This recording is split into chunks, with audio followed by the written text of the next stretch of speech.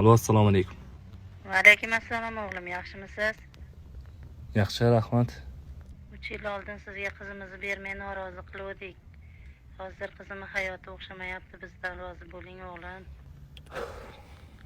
Xola, to'g'ri qaror sizlarniki, qiz ham shunday. Amaldorga berib amal ko'rdingizmi? Qilgan ishingiz Xudoyimga yoqmaganmi? 3 yil bo'pti nabiralik bo'ldingizmi? Derazangiz tagida men eshitganim qulog'imda hamon baland yangramoqda. Kambag'al ham bir kun kelib boy bo'lishin qismatimni eshitganlar anglamoqda. Sizlar-ku xo'p tegirmondan tirik chiqib, baxtsizlik ham qizingizga qolib ketdi.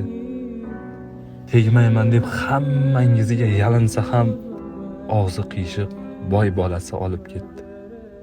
Shunaqa.